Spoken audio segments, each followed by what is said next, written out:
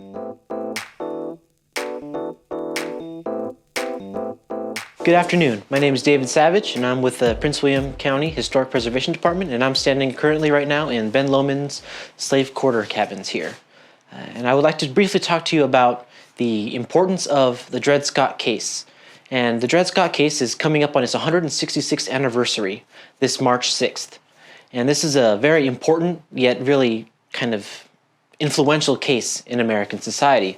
And I really want to focus on discussing this topic despite its really heavy significance so that we can appreciate how far we have come as a country.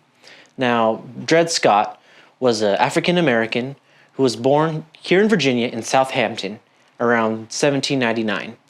And eventually, he came to be under the ownership of the Emerson family. And while under the ownership of the Emerson family, he married his future wife, Harriet, and they eventually had children, 2 daughters. And when the Emerson family moved from Illinois to Missouri, all types of places, specifically in Missouri, they believed that they were under the impression that they were freed men because of the Missouri Compromise of 1820, which allowed them in select states to be free. So about half the states were free and half of the states were under slavery. And that was what the Missouri Compromise was. Now, Scott was still under the employment of the Emerson family. So he filed a lawsuit saying that under the Missouri Compromise of 1820, he was a freed man along with his wife and his 2 children. However, the Emerson family said that this was not the case. The Missouri Compromise does not work. You're still our property. So he filed a lawsuit, and eventually it reached the Supreme Court of the United States. Now, at this time, around 1856, when the ruling was officially over, Supreme Court Justice Taney was the overruling justice at the time. And he argued that no, the Missouri Compromise of 1820 was in fact unconstitutional, which then provided that Scott's case was ultimately null and void, meaning that he was still a piece of property. So with this, we do not know exactly what happened with Scott at this point in time. We do know he was still under the Emerson family after this unfortunate case.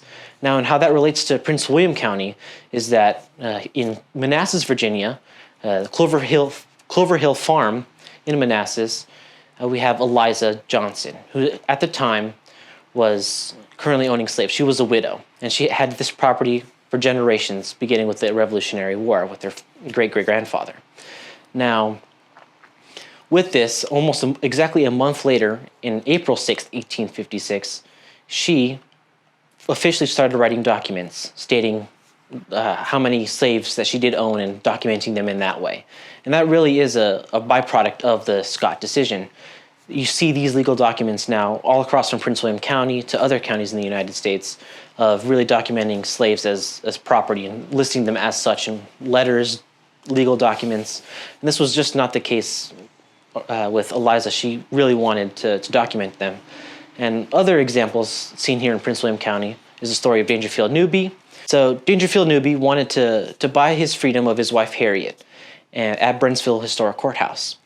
Now, he decides to go to Harper's Ferry, and unfortunately he dies under John Brown's raid. Now, the only reason we know of Dangerfield Newby's exploits and his future goals are the letters that he wrote to his wife, which are currently at Harper's Ferry. Now, that's almost a one-for-one. He, unfortunately, unlike Scott, doesn't get a court case. He unfortunately dies. But having cases like Newby and Eliza in Prince William County and the experience of the slaves that they had after the Dred Scott decision really impacted them specifically. And it really is a great example of the legal system and how it affects just small-time counties across the states. Now, before I end the video, I would like to just briefly reiterate how important it is that we recognize the importance of this decision, despite its very, very sinister undertones of treating people like property. We've come a long way in our country to be able to recognize this, see it as a problem, and move forward. If you liked our video, please hit the subscribe button, and please visit our website and our social media. And if you're interested in learning more about African American history, please visit one of our sites here at Ben Lomond or anywhere else in the county. We'll be happy to have you, as well as taking a walk on our African American trails. Thank you.